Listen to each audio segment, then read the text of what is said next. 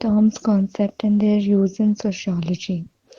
तो सोशियोलॉजी अभी तक हमने देखा कि सोसाइटी एंड इंडिविजुअल जो है वो साथ में फंक्शन करते हैं। ठीक है, इंडिविजुअल्स जो है वो सोसाइटी में ऐसे कहीं भी नहीं होते हैं, वो किसी ना किसी चीज़ का पार्ट होते हैं, जैसे कि किसी भी कलेक्टिव बॉडी का। For example family, tribe, caste, clan, nation, किसी ना किसी का वो पार्ट होते हैं। ठीक है, डिफरेंट ग्रुप्स होते हैं जो इंडिविजुअल फॉर्म करते हैं। एंड इसी से जो होता है ना कि स्ट्रैटिफिकेशन सिस्टम जो है अराइज करता है जब डिफरेंट ग्रुप्स एग्जिस्ट करते हैं सोसाइटी में, जो कि हम इस चैप्टर में पढ़ेंगे, स्ट्रैटिफिकेशन एंड फिर वो कैसे होता है वो सब चीज़ें। उसके बाद है कि सोसाइटी कैसे फंक्शन करती है, क्या मतलब सब कुछ स्मूथली चल रहा होता है, हारमोनियस वे में चल रहा होता है, या फिर कॉन्फ्लिक्ट्स होते हैं, इसमें इश्यूज होते हैं। अगर इश्यूज होते हैं तो किस तरीके के इश्यूज होते हैं, जो रोल्स प्ले करते हैं इंडिविजुअल्स, वो रोल्स फिक्स्ड होते हैं या फिर चेंज होते रहते हैं।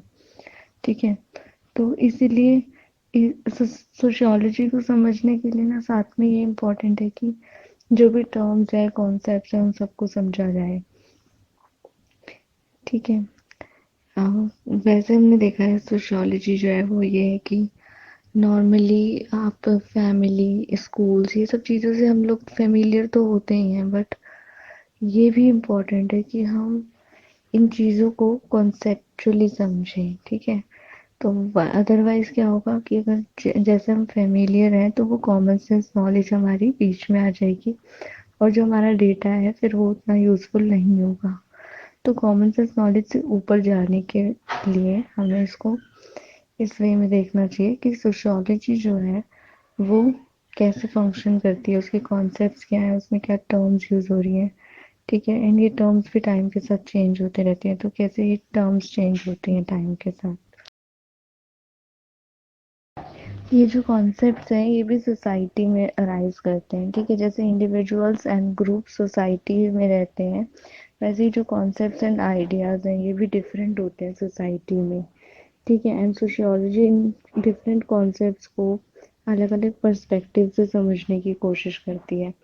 जैसे कार्ल मार्क्स हैं, तो Karl Marx class and conflict उनके लिए की कॉन्सेप्ट है। वो हर चीज़ को क्लास, कॉन्फ्लिक्ट, इन सब चीज़ों से रिलेट करके सोसाइटी को या सोशल सॉलिडारिटी को, सॉरी, या सोसाइटी को समझते हैं। ठीक है, और social solidarity and collective conscience जो है वो एमिल डर्कहीम यूज करते हैं ये टर्म्स। ठीक है, सोशल सॉलिडारिटी का मतलब है कि आप रिजिड होते हो किसी चीज़ को लेकर। बहुत सारे थिंकर्स जो है उन्होंने सोशियोलॉजी को या सोसाइटी को एक इंडिविजुअल से स्टार्ट करके समझना शुरू किया, माइक्रो इंटरेक्शन बोला इसको। जब इंडिविजुअल से स्टार्ट करके सोसाइटी को समझने की कोशिश की, और बाकी जो थिंकर्स हैं उन्होंने मैक्रो स्ट्रक्चर्स के ऊपर फोकस किया, जैसे कि क्लास, कास्ट, मार्केट, स्टेट या कम्युनिटी के बेस लेकर, और इनके अंदर जो इश्यूज थे इनको समझा, एंड देन इसके कॉन्टेक्स्ट में सोसाइटी को समझा, या फिर स्ट्रैटिफिकेशन जो कॉन्सेप्ट है वो भी इसी से आया, जब स्टेट या फिर क्लास, कास्ट, इन सबको बेस बना के चीज़ों को समझा। ठीक है, तो इन्होंने क्या बोला कि ये जो कॉन्सेप्ट है ना जिनकी हम बात कर रहे हैं, जिन कॉन्सेप्ट्स को लेके हम सोसाइटी को समझ रहे हैं, ये जो है ये एक ऐसी कीज है जिससे कि सोसाइटी को हम समझ सकते हैं या फिर रियलिटी को हम समझ सकते हैं। तो इन्होंने ये एक एग्जांपल भी दिया कि जो ये कॉन्सेप्ट्स है ना, अगर ये कीज है किसी चीज़ को समझने के लिए, सोसाइटी को समझने के लिए, तो इन कीज के ऊपर क्या है, रस्ट भी लग सकता है। तो अगर किसी वक्त के बाद इस पे जंग लग सकता है तो क्या होगा, ये किसी यूज़ के नहीं रहेंगे। ऐसे ही हमारे कॉन्सेप्ट्स भी होते हैं, अगर हम इन्हें टाइम टू टाइम चेंज नहीं करेंगे तो क्या होगा, इनक्यों ये रस्टेड हो सकते हैं, तो ये यूज़लेस हो जाएंगे, किसी काम के नहीं रहेंगे। तो हमें कॉन्सेप्ट्स को time to time change, updated रहना चाहिए। ठीक है, मॉडिफाई करते रहना चाहिए। ऐसे ही different kind of definitions and concepts हैं जो सोसाइटी को समझने के लिए इम्पोर्टेंट है।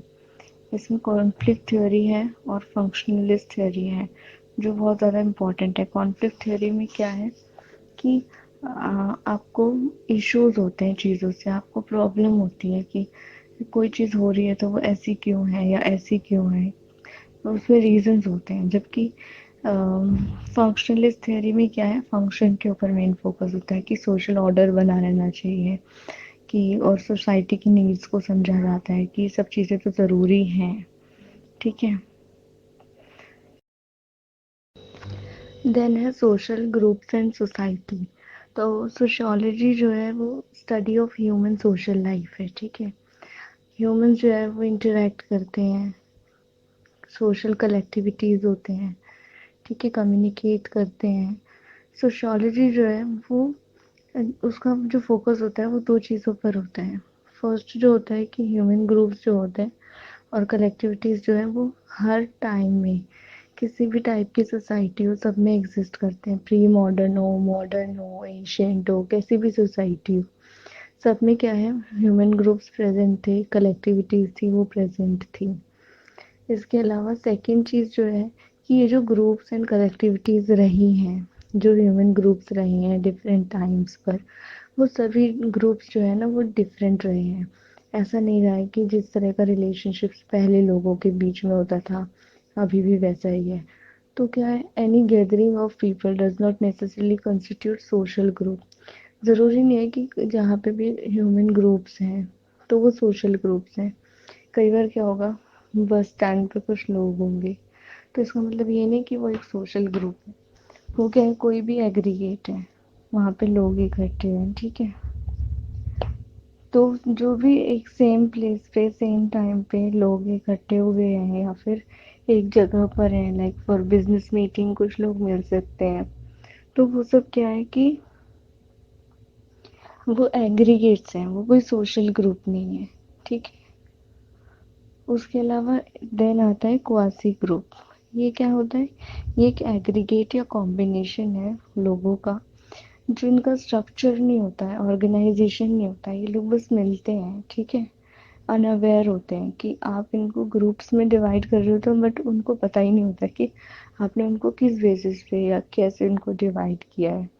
जैसे कि क्लासरूम में एक टीचर अगर मार्क्स के बेसिस पे डिफरेंट ग्रुप्स बना देती हैं, ठीक है, तो बच्चों को नहीं पता कि उनको किस बेसिस पे उनके ग्रुप्स बनाए गए हैं। बट टीचर के माइंड में ये था कि जो वीक स्टूडेंट्स हैं वो जो अच्छे स्टूडेंट्स हैं उनसे कुछ सीख सकें, तो उन्होंने मिक्स्ड ग्रुप्स बनाए। लेकिन स्टूडेंट्स इसके बारे में अवेयर नहीं है, तो वो क्या है, एक क्वासी ग्रुप है। ठीक है। ऐसे ही social classes, status groups, age, gender groups, ये सब क्या होते हैं, क्वासी ग्रुप्स होते हैं कि हम जेंडर डिवाइड तो है बट उनको जेंडर को कभी भी ऐसे नहीं बताया जाता है कि आप मैन हो या वुमेन हो इसलिए आप डिफरेंट हो। ठीक है, लेकिन ये डिवीजन तो प्रेजेंट होता है ना। तो ये सब क्या है, क्वासी ग्रुप्स है। अब ये जो क्वासी ग्रुप्स होते हैं ये सोशल ग्रुप्स बन सकते हैं जब ये इनकी सेल्फ अवेयर हों ये लोग कि इन्हें एक अलग ग्रुप होना चाहिए। ठीक है। अगर जो वीक स्टूडेंट्स हैं वो कहेंगे, या स्ट्रॉन्ग स्टूडेंट्स हैं, जो ब्राइट स्टूडेंट्स हैं वो कहेंगे कि मैम हमें इनके साथ नहीं रहना है, हमें तो अलग से पढ़ना है या हमें अलग ग्रुप में रहना है, तो क्या होगा कि वो अवेयर है और वो अपना एक खुद से ग्रुप फॉर्म कर सकते हैं। ठीक है, तो ये वी फीलिंग उनके अंदर आ जाएगी कि हम तो अलग हैं। तो जब ये वी फीलिंग आ जाती है तब एक सोशल ग्रुप फॉर्म होता है। ठीक है, तो ये सोशल ग्रुप की कुछ कैरेक्टरिस्टिक्स हैं, जैसे कि परसिस्टेंट इंटरेक्शन, कि वो लोग कंटिन्यूसली इंटरेक्ट करेंगे। एक स्टेबल पैटर्न होगा, जैसे कि सबके मार्क्स सेम है तो एक पैटर्न है, या सब विमेन है तो वो एक पैटर्न है। ठीक है। एक सेंस ऑफ बिलोंगिंग होगी उनके अंदर, वही जो वी फीलिंग होगी, वो वी फीलिंग बहुत इम्पॉर्टेंट है। शेयर्ड इंटरेस्ट होगा कि लाइक सबके गोल्स सेम हो सकते हैं, जैसे कि स्टूडेंट्स हैं, सारे ब्राइट स्टूडेंट्स हैं तो उनको एग्जाम्स में अच्छे मार्क्स ही लेके आने होंगे। और acceptance of common norms and values, उन सब लोगों की जो वैल्यूज़ होंगी वो सेम होंगी। एक डिफाइनेबल स्ट्रक्चर होगा कि जो स्ट्रक्चर है उनका, उसको आप समझ सकते हो, क्लियरली विजिबल होगा कि ओके ये डिफरेंट सोशल ग्रुप है तो ये डिफरेंट क्यों है, ये डिफरेंट कैसे है। ठीक है। तो सोशल स्ट्रक्चर का मतलब हुआ यहाँ पे कि जिसमें रेगुलर एंड रिपीटेटिव पैटर्न्स हो, इंटरेक्शन हो इंडिविजुअल के बीच में। और एक सोशल ग्रुप क्या हुआ, collection of continuously interacting persons, जो लोग बार बार इंटरैक्ट कर रहे हैं, कॉन्टिन्यूसली इंटरैक्ट कर रहे हैं, कॉमन इंटरेस्ट शेयर कर रहे हैं, वैल्यूज शेयर कर रहे हैं, ठीक है, एक सोसाइटी के अंडर। वो सब क्या होंगे, सोशल ग्रुप्स होंगी। देन सोसाइटीज को डिफरेंट ग्रुप्स में डिवाइड किया गया। एक ट्रेडिशनल सोसाइटीज थी एंड देन मॉडर्न सोसाइटीज थी। तो जो ट्रेडिशनल सोसाइटीज थी उनमें क्या था, close face to face intimate interaction था लोगों के बीच में। इम्पर्सनल डिटैच्ड डिस्टेंस इंटरेक्शन जो था वो मॉडर्न सोसाइटीज में देखने को मिला। कि इसका एक एग्जांपल हो सकता है कि गाँव में क्या होता है कि अगर दूध वाला है, सब्जी वाला है, या जो भी है, उसको लोग पर्सनली जानते हैं, उनको, उनके बच्चों को, उनके घर की कंडीशंस को। तो और रेगुलरली उनसे मिलते रहते हैं, ठीक है, उनके घर को भी विजिट करते हैं, ठीक है, बहुत सारा इंटरेक्शन वहाँ पे होता है। जबकि मॉडर्न सोसाइटीज़ में क्या होता है कि अगर आपको भूख भी लगी, आप ऑनलाइन ऑर्डर करते हैं, तो पिज़्ज़ा वाला क्या करेगा, आपको बस पिज़्ज़ा डिलीवर करके चला जाएगा। आप उसको कोई ग्रीट नहीं करोगे, कुछ नहीं करोगे, उससे कोई इंटरेक्शन नहीं होगा आपका, ठीक है। आपके घर पे इवन मेड भी आती है तो आप उसको उसकी बहुत ज़्यादा इंटरेक्ट नहीं करते हो उससे, ठीक है। आपको उसके पर्सनल इश्यूज से कोई खास फर्क नहीं पड़ता है, ठीक है। और ह्यूमैनिटी बेसिस पे आप ट्राई करते हो कि आप उनकी हेल्प करो, बट एक्चुअल में जो इंटरेक्शन होता है, लाइक वी फीलिंग की जो हम बात करते हैं, वो यहाँ पे नहीं मिलती है मॉडर्न सोसाइटीज़ में, ठीक है। तो ट्रेडिशनल एंड मॉडर्न सोसाइटीज़ जो है ना, बिल्कुल ही ऑलमोस्ट एक दूसरे के ऑपोजिट है। देन जो ग्रुप्स में हम इनको डिवाइड करते हैं, तो जो ग्रुप्स हम इनको डिवाइड कर रहे हैं वो है एक primary group and secondary group. जैसे कि प्राइमरी ग्रुप में क्या होता है, आपकी फैमिली, विलेज ग्रुप्स, बिलोंगिंग्स, ये सब आते हैं, ठीक है, जिनसे आप बिलोंग करते हैं। इनके साथ आपका क्या होता है, बहुत ज़्यादा फेस टू फेस एसोसिएशन होता है, कोऑपरेशन होता है। एंड देन जो सेकेंडरी ग्रुप्स होते हैं, ये क्या होते हैं, लार्ज इन साइज होते हैं। मेनली क्या होता है, फॉर्मल होते हैं, इम्पर्सनल रिलेशनशिप्स होते हैं। आप इनसे कोई अपने घर की बातें नहीं कर शेयर करते हो, आप अपनी पर्सनल चीज़ें नहीं इनसे शेयर करते हो। इसके अंदर आते हैं आपके स्कूल्स आ जाते हैं, गवर्नमेंट ऑफिसेस आते हैं, हॉस्पिटल्स, स्कूल एसोसिएशंस, ये सब आते हैं, ठीक है। देन आता है कम्युनिटी और सोसाइटी। कम्युनिटी, सोसाइटी और एसोसिएशन कैसे फॉर्म होते हैं, इनके अंदर क्या डिफरेंस होता है। तो जो कम्युनिटी है, ये अगेन ट्रेडिशनल वे है, ट्रेडिशनल ग्रुप्स हैं। अगेन यहाँ पे पर्सनल, इंटीमेट, एंड्योरिंग इसके फीचर्स होते हैं रिलेशनशिप्स के। यहाँ पे पर्सन का जो इन्वॉल्वमेंट होता है वो कंसिडरेबल होता है, यानी लोग इंटरेक्ट करते हैं, एक दूसरे से बात करते हैं, ठीक है। तो काफ़ी क्लोज रिलेशनशिप्स यहाँ पे होते हैं। जबकि सोसाइटी और एसोसिएशंस में क्या होता है, सब कुछ इसका ऑपोजिट होता है कम्युनिटी का। सब कुछ सुपरफिशियल चीज़ें होती हैं। और क्या होता है कि लोग जो है ना, इंटरेक्ट नहीं इतना करते हैं एक दूसरे से।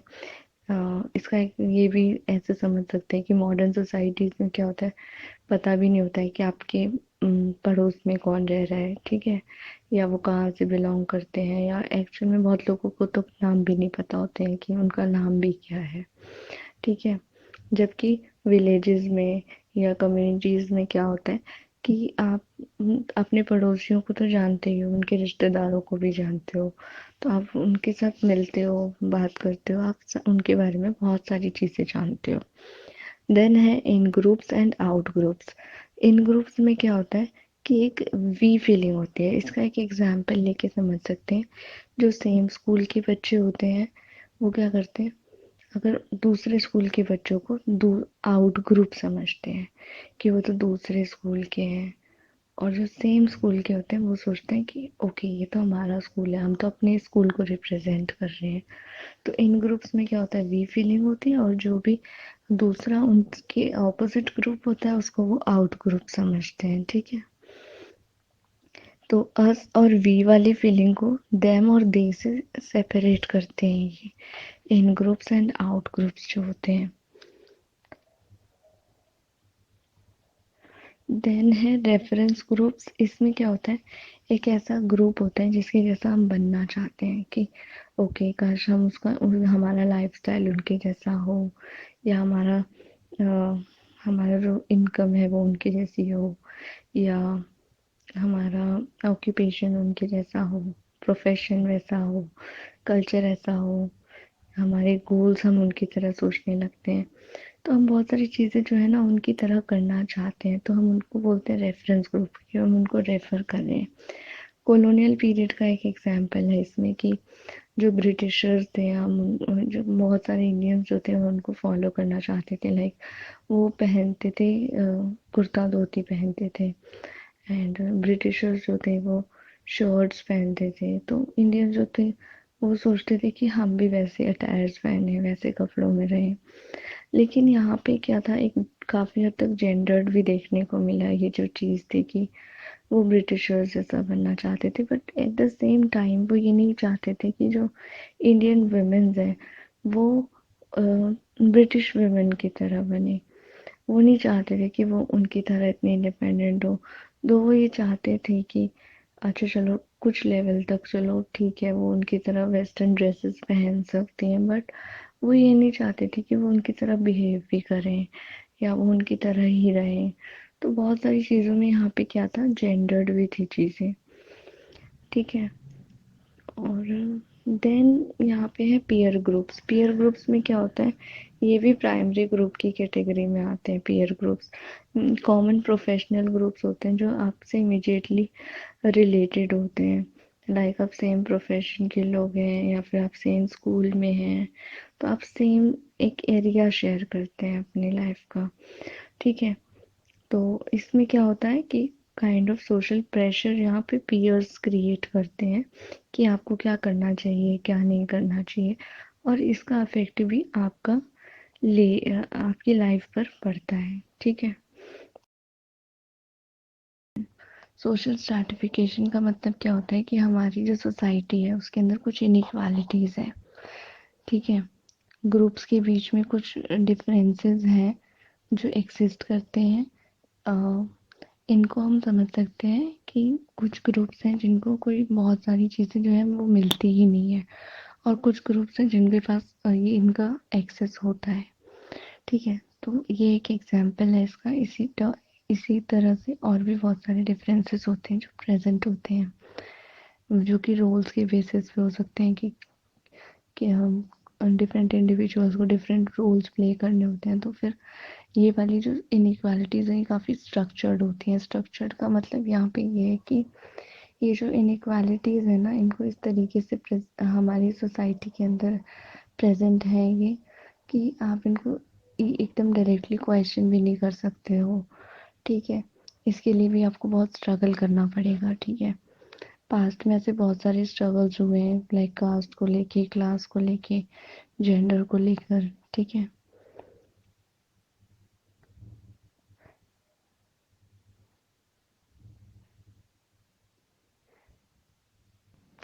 ये जो स्ट्रैटिफिकेशन है इससे क्या है, बहुत सारी चीज़ें इफेक्ट होती हैं कि आपको कैसी हेल्थ फैसिलिटीज़ मिल रही हैं, कैसे सिक्योरिटी, एजुकेशन, सारी चीज़ें इससे इफेक्ट होती हैं।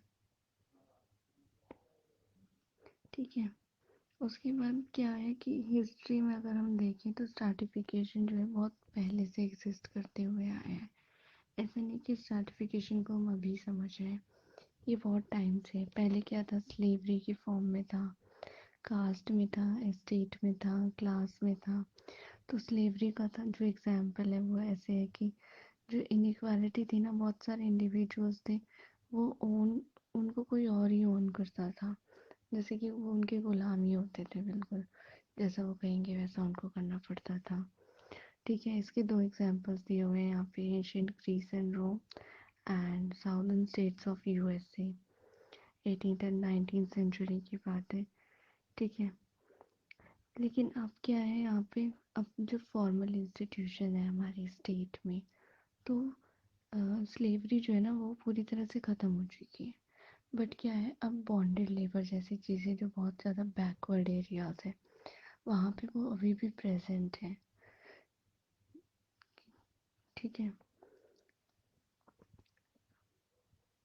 उसके बाद देन है कास्ट। कास्ट स्ट्रैटिफिकेशन में क्या होता है कि इंडिविजुअल की जो पोजीशन है वो टोटली डिपेंड करती है कि बाय बर्थ उसकी क्या पोजीशन है, उसने किस कास्ट में बर्थ लिया है। तो इसमें उसका कोई भी अचीव्ड स्टेटस का कोई रोल नहीं होता है कि उसने वो क्या अचीव करेगा तो उसकी कास्ट चेंज हो जाएगी।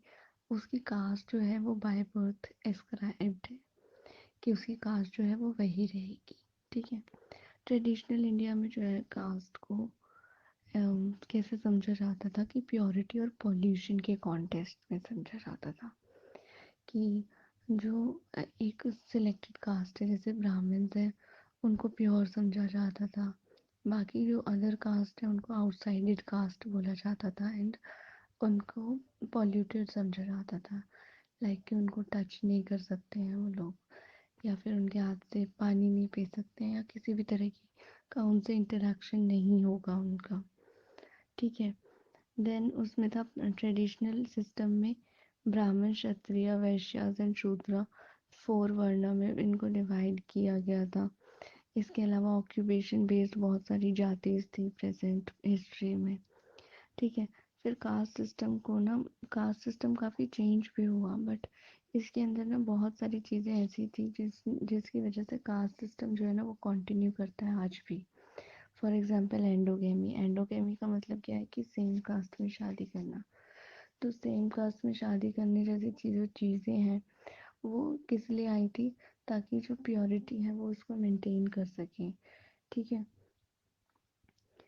और लेकिन जैसे जैसे अर्बनाइजेशन आया, अर्बनाइजेशन के आने के बाद क्या हुआ कि ये चीज़ें आप कितना मेंटेन करोगे।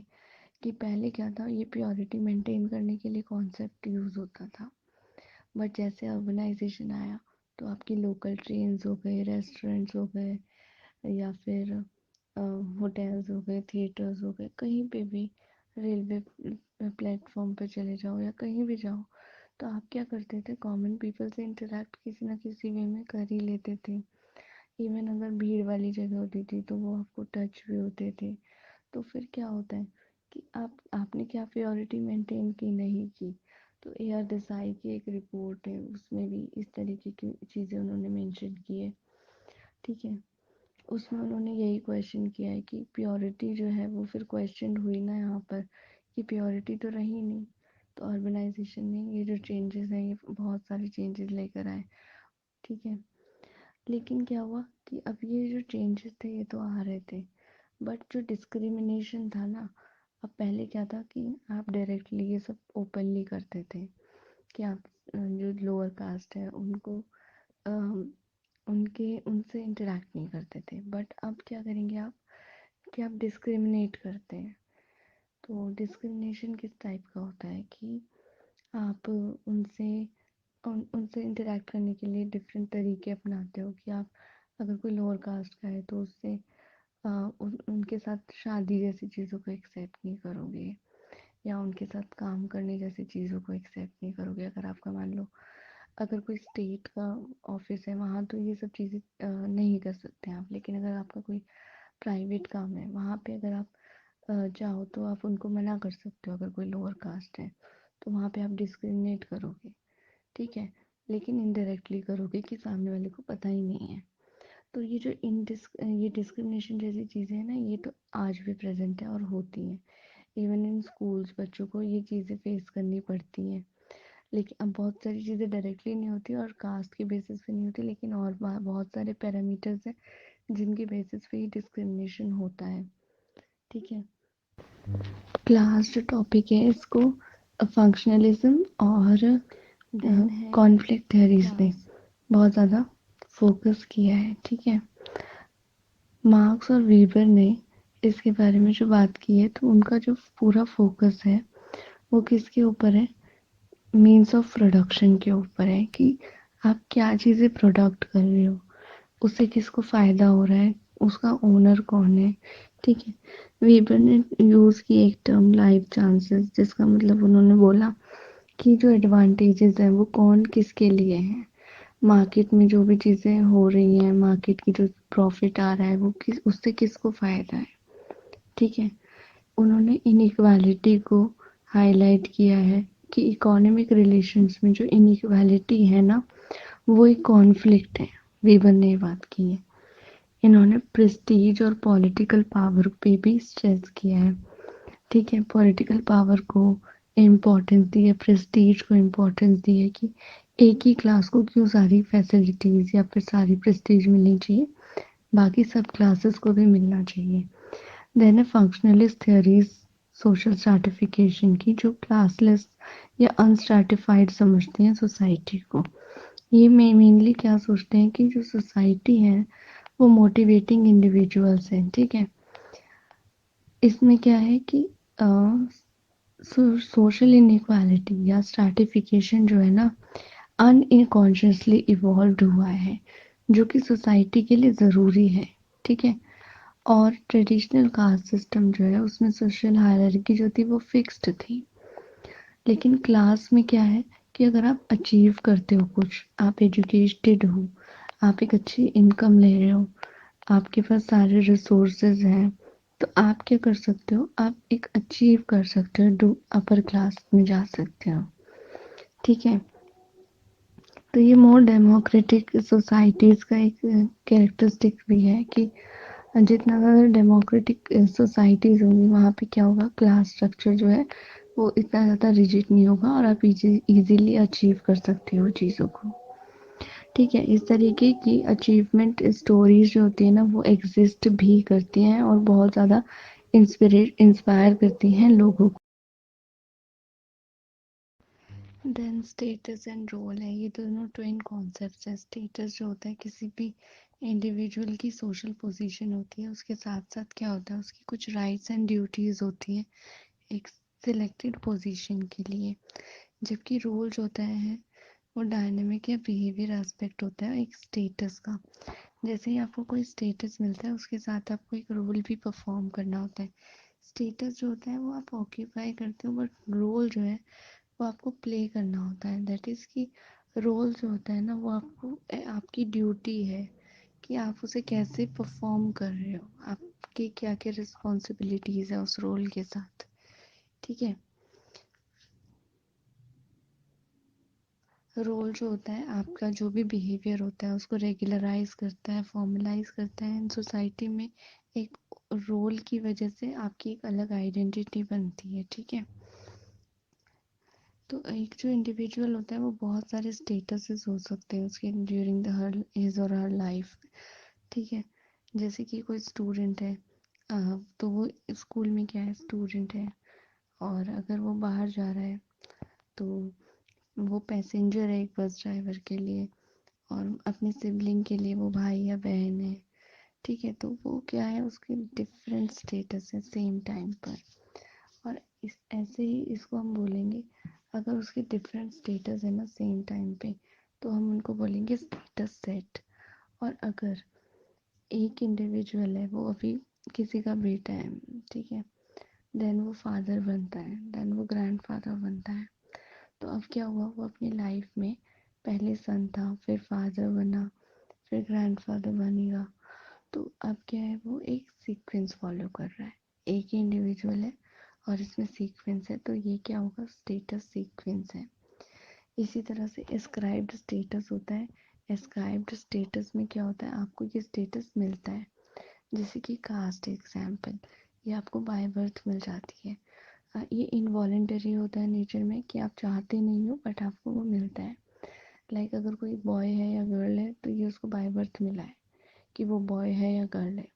अब उसने डिसाइड नहीं किया था या उसने सोचा नहीं था कि मुझे लड़का बनना है या लड़की बनना है या मुझे किस कास्ट में पैदा होना है, वो ये सब सोच के नहीं आता है। वो सब क्या है, बाय बर्थ उसको चीज़ें मिलती हैं, तो उसमें उसकी चॉइस का कुछ नहीं होता है। इसके एग्जांपल्स यही है, कास्ट, एज, रेस, स्किनशिप, कि उसको कैसी फैमिली चाहिए। वो किसी भी जिस भी फैमिली में बर्थ लेगा वो उसी का पार्ट होगा। वो पैदा होने के बाद ये नहीं डिसाइड कर सकता है कि ओके मुझे इसमें नहीं रहना है या इसमें नहीं रहना है। तो वो क्या हो गया, वो इनवॉलेंटरी नेचर है एस्क्राइब्ड स्टेटस का। देन आते हैं अचीव्ड स्टेटस। ये सब क्या होते हैं, पर्सनल एबिलिटी के ऊपर डिपेंड करते हैं, अचीवमेंट्स के ऊपर डिपेंड करते हैं। अगर आप अच्छा एजुकेशनल क्वालिफिकेशन, इनकम है आपके पास, अच्छा प्रोफेशनल एक्सपर्टीज है, तो आप क्या करेंगे, आप अच्छे से ग्रो कर सकते हैं और अपनी जो भी स्टेटस है उसको अचीव कर सकते हैं, जो भी आप चाहते हैं। और यही मॉडर्न सोसाइटीज़ की कैरेक्टरिस्टिक्स में भी आता है कि मॉडर्न सोसाइटीज़ जो हैं वो अचीवमेंट बेस्ड है, यानी कि एस्क्राइब्ड स्टेटस को नहीं इतना फॉलो करते जितना अचीव्ड स्टेटस को फॉलो करते हैं। ठीक है, एक स्टेटमेंट यहाँ पे दी है कि you have to prove your yourself फिर अचीवमेंट को पे ही फोकस करती है कि आपके लिए अचीवमेंट्स इम्पोर्टेंट होते हैं। जैसा स्टार्टिंग में हमने डिस्कस किया था ना कि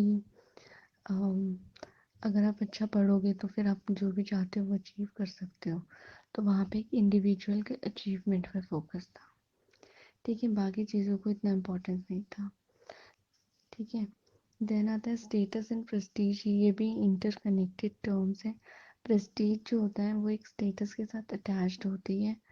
ठीक है, प्रेस्टीज से अगर आपका जो स्टेटस है ना वो हाई है या लो प्रेस्टीज, उसी से डिफाइन होता है। लाइक अगर कोई डॉक्टर है तो अगर वो कम भी सैलरी है उसकी, तो उसका जो प्रेस्टीज है ना वो बहुत हाई समझा जाएगा ड्यू टू इस प्रोफेशन, कि उसका जो प्रोफेशन है वो डॉक्टर है। ठीक है, देन आता है कि लोग जो होते हैं ना, सोसाइटल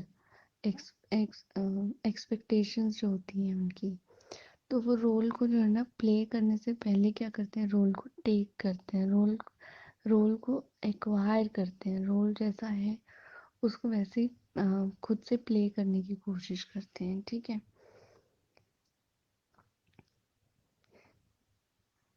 जैसे कि कोई भी बच्चा है वो बहुत सारी चीज़ें क्या करता है, अपने बिहेवियर में लेके आ जाता है just by observing his surroundings. अपने आसपास की चीज़ें ऑब्जर्व करने से ही वो अपने बिहेवियर में बहुत सारी चीज़ें ले आता है। ठीक है, फिर रोल कॉन्फ्लिक्ट जो होते हैं ये कब अराइज होते हैं। रोल कॉन्फ्लिक्ट्स आते हैं जब अ, एक से ज़्यादा स्टेटस आपको मिले होते हैं। लाइक इफ़ एक वुमेन है, वो मदर भी है, वाइफ भी है, डॉटर भी है। ठीक है, तो और साथ साथ वो वर्किंग भी है, तो एज ए प्रोफेशनल उसका डिफरेंट एक स्टेटस है और फैमिली में उसका डिफरेंट स्टेटस है। तो उसको क्या होगा, बहुत ज़्यादा काफ़ी रोल स्विच होगा उसका, है ना, कि कभी उसका प्रोफेशनल होगा, कभी फैमिली की तरफ रिस्पॉन्सिबिलिटीज़ होंगी। लेकिन इसमें ये एक और चीज़ बोली गई है कि क्या मेन जो होते हैं वो ये चीज़ नहीं फेस करते हैं। तो जो फंक्शनलिस्ट पर्सपेक्टिव है ना वो तो ये कहता है कि नहीं ऐसा नहीं है, बट कॉन्फ्लिक्ट पर्सपेक्टिव कहता है कि ऐसा है। और मेन जो है ना वो भी ये चीज़ सेम चीज़ फेस करते हैं, क्योंकि उनकी भी प्रोफेशनल लाइफ है और फैमिली की टुवर्ड्स भी उनकी डिफरेंट रिस्पॉन्सिबिलिटीज़ हैं। और सोशियोलॉजी का जो है ना वो यही काम है कि जो सोशियोलॉजी है ना वो कंपैरेटिव डिसिप्लिन है। वो कंपेयर करती है चीज़ों को, वो दोनों को समझेगी। ठीक है, दोनों के एक्सपीरियंसेस को इक्वल इम्पोर्टेंस देगी। देन आता है रोल स्टीरियोटाइपिंग। अब ये जो रोल प्लेइंग वाली बात होती है, अब ऐसा तो नहीं है कि हम बस कैसे भी रोल प्ले करना स्टार्ट कर देंगे कि ओके ठीक है, आपको पता चला आप मदर हो और आप अचानक से उसकी केयर करने लगोगे, तो ऐसा नहीं होता है। और ये जो रोल स्टीरियोटाइपिंग है ये बचपन से ही स्टार्ट कर दी जाती है। रोल स्टीरियोटाइपिंग बहुत छोटी छोटी चीज़ों में नज़र आती है। जैसे कि अगर छोटा सा एक बच्चा रो रहा है, तो अगर वो लड़का है तो हम उसको बोलते हैं कि तू लड़का है तू रो मत, लड़के रोते नहीं हैं। तो हमने उसके इमोशन को वहीं पे दबा दिया।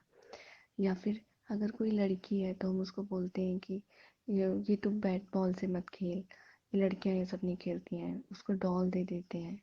तो हम क्या बोलते हैं, और कि मतलब वो लड़की है इसलिए हम उसको इस तरीके की बातें बोल रहे हैं। या फिर लड़कियों को कहा जाता है जनरली कि तुम्हें बाहर खेलना बंद करो, तुम्हारे लिए इम्पोर्टेंट है कि खाना वगैरह बनाना सीखो, घर के काम में हेल्प करो। तो वो जो रोल्स है ना, रोल स्टीरियोटाइपिंग हो रही है उनकी, कि उनको ना आगे जाके एक रोल प्ले करना है, उसके लिए उनको एक काइंड ऑफ प्रिपरेशन बोल सकते हैं, कि उनको वो रोल, उसी रोल की चीज़ें जो है ना वो बचपन से ही दी जा रही हैं। तो जो रोल स्टीरियोटाइपिंग है, ये हमें कहाँ से मिल रही है? सोसाइटी के मेंबर्स से, वो चाहे फैमिली हो या फिर कोई भी हो, ठीक है। ये कैसी है? बहुत ज़्यादा फिक्स्ड है, अनचेंजिंग चीज़ें हैं, जो भी सोशल रोल्स या स्टेटस हमको मिले हैं, ठीक है। इसका एक और एग्जाम्पल ये भी हो सकता है कि जो मेल्स हैं उनके ऊपर ये प्रेशर काफ़ी होता है कि अच्छा तुम जल्दी से एक अच्छी जॉब ले लो, जबकि लड़कियों के साथ क्या होता है, उनको उनके ऊपर उनकी एजुकेशन भी कंप्लीट हो जाए तो उनके ऊपर कोई ये प्रेशर नहीं बनाता है कि तुम एक अच्छी जॉब देख लो अब, या तुम अब जॉब कर लो, ठीक है। लेकिन अगर लड़के जो है वो अगर एजुकेशन उनकी चल भी रही है तो साथ साथ उनको बोला जाता है कि एक अच्छी सी जॉब भी देख लो, जॉब के लिए देखो, जॉब के लिए देखो, क्योंकि उनको उनको समझा जाता है कि इंस्ट्रूमेंटल जो वर्कलोड है वो उनको फिलफिल करना है फैमिली में, ठीक है।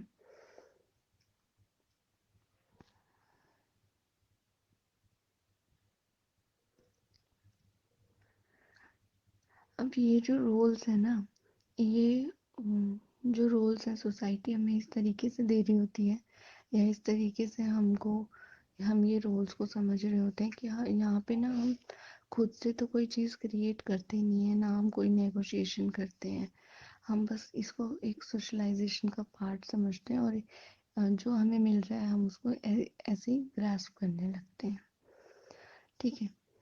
फिर रोल एंड स्टेटस जो है वो फिक्स्ड नहीं होते हैं। क्यों फिक्स्ड नहीं होते हैं और कब फिक्स्ड नहीं होते हैं? जब आपको पता है कि अगर आप अपनी चीज़ों पर रिफ्लेक्ट करते हो कि अच्छा हमसे ये कहा गया है तो क्यों कहा गया है, हम इसे फॉलो क्यों करें, ठीक है, इसकी क्या ज़रूरत है। तो आप डिस्क्रिमिनेशन के लिए, जो भी आपके साथ डिस्क्रिमिनेशन हो रहा है उसके अगेंस्ट फाइट करते हो, तो ठीक है। ऐसे बहुत सारे इंडिविजुअल हैं जो बहुत सारे रूल्स को या रोल्स को नहीं मानते हैं, एंड उनसे डिफरेंट बिहेव करते हैं जैसा सोसाइटी आपसे चाहती है। तो उसके लिए भी सोसाइटी ने ना डिफरेंट तरीके हैं सोसाइटी के, जिसको सोशल कंट्रोल बोलते हैं, ठीक है। तो सोशल कंट्रोल जो है वो बहुत इम्पोर्टेंट है सोशल स्ट्रक्चर को मेंटेन रखने के लिए, बनाए रखने के लिए। सोशल कंट्रोल में क्या होता है, सोसाइटी डिफरेंट तरीके यूज़ करती है कि जो मेंबर्स हैं ना सोसाइटी के, वो उनके अगेंस्ट ना जाए, और जो भी उनकी एक्सपेक्टेशंस है उसके अकॉर्डिंग ही फंक्शन करें, ठीक है। और जो फंक्शनलिस्ट सोशियोलॉजिस्ट है ना, वो इसको इस तरीके से समझते हैं कि जो सोसाइटी है वो हार्मोनियस तरीके से चलनी चाहिए, ठीक है, कि उसमें कोई कॉन्फ्लिक्ट नहीं होनी चाहिए, लोगों को एक दूसरे की हेल्प करनी चाहिए, एक दूसरे को अंडरस्टैंड करना चाहिए। लेकिन जो कॉन्फ्लिक्ट है ना, कॉन्फ्लिक्ट थियरीज है, थियरिस्ट है, वो ये बिलीव करते हैं कि यहाँ पे इनइक्वालिटी है, इनजस्टिस है, एक्सप्लॉयटेटिव नेचर है, कि एक ग्रुप जो है ना वो दूसरे ग्रुप को क्या कर रहे हैं, एक्सप्लॉइट कर रहे हैं।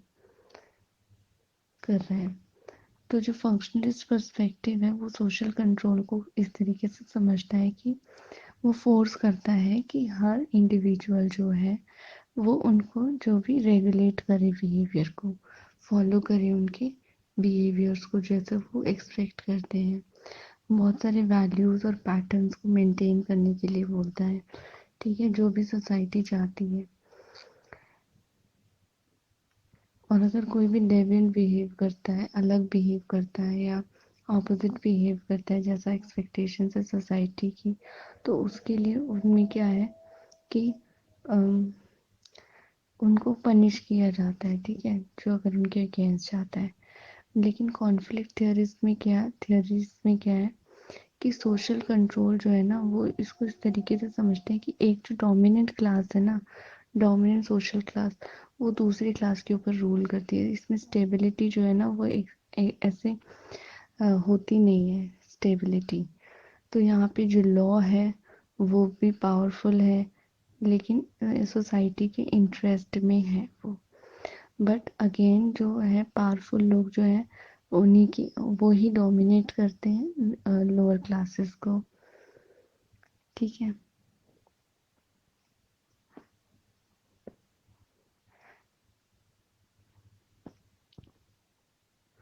अब ये जो सोशल कंट्रोल है ये दो तरीके से हो सकता है, फॉर्मल भी हो सकता है और इनफॉर्मल भी हो सकता है। फॉर्मल कब होगा? जब लॉ या फिर स्टेट फंक्शन में होंगी। ठीक है, तो ये फॉर्मल होगा, सिस्टमैटिक होगा, क्योंकि एक रूल्स एंड रेगुलेशंस के साथ काम होगा यहाँ पर। इनफॉर्मल सोशल कंट्रोल कब होगा? जब फैमिलीज या नेबरहुड, किनशिप, रिलीजन, ये सब चीज़ें फंक्शन करेंगी। अब फैमिली किस तरीके से फंक्शन कर सकती है, कैसे कंट्रोल कर सकती है, इसका एक एग्जाम्पल हो सकता है कि आपकी बातों को क्रिटिसाइज किया जाए, या फेसेस बनाकर या स्माइल करके आपको मोटिवेट किया जा सकता है कि ठीक है आपने कोई चीज़ अच्छी की।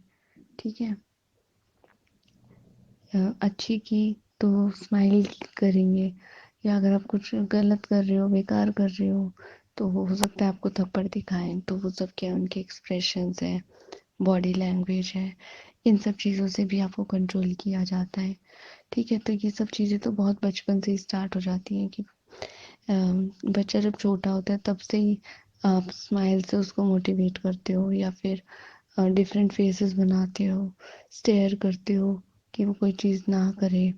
ठीक है, आपका बॉडी लैंग्वेज उनको बहुत सारी चीज़ें करने से रोकता है। ठीक है, तो ये सारी चीज़ें होती है जिससे क्या होता है कि आप जो भी इंडिविजुअल है उसका ओवरऑल जो बिहेवियर है वो शेप होता है। देन सैंक्शन एक वर्ड यहाँ पे यूज़ किया है रिवॉर्ड या पनिशमेंट के लिए, जिससे कि अगर आप सोशली एक्सपेक्टेड बिहेवियर रखते हो तो आपको क्या मिलेगा? क्या मिलेगा? रिवॉर्ड मिलेगा। अगर आप उनके अगेंस्ट जाते हो, यानी डेवियंस फॉलो करते हो, डेविएंट बिहेवियर फॉलो करते हो, तो आपको क्या उस वहाँ से पनिशमेंट मिलेगी। इसका एक एग्जाम्पल ये भी है कि ऑनर किलिंग वाला एग्जाम्पल है इसमें। ठीक है, तो जो खाप पंचायत वाला काफ़ी है ऑनर किलिंग का। ठीक है, तो उसमें क्या होता है कि अगर कोई भी इंडिविजुअल है वो डेविएंट बिहेव करता है, डिफरेंट बिहेव करता है, गलत बिहेव करता है, सोसाइटी के एक्सपेक्टेशंस के अगेंस्ट बिहेव करता है, तो ये लोग क्या करते हैं अपने लेवल पे ही कोई ना कोई स्टेप लेते हैं, उन लोगों को मार देते हैं। ठीक है, इस तरीके के स्टेप्स लेते हैं ताकि क्या हो कि इनका जो इनकी जो थिंकिंग है उसके हिसाब से बाकी लोग चलें। ठीक है, तो ये काफ़ी सारे चैलेंजेस रहते हैं, और चैलेंजेस के साथ साथ बहुत सारे चेंजेस भी आते हैं सेम टाइम पर। तो ये चेंजेस जो होते हैं काफ़ी इम्पोर्टेंट होते हैं किसी भी सोसाइटी के लिए। तो चैलेंजेस के साथ साथ चेंजेस पे भी फोकस होना चाहिए सोसाइटी का।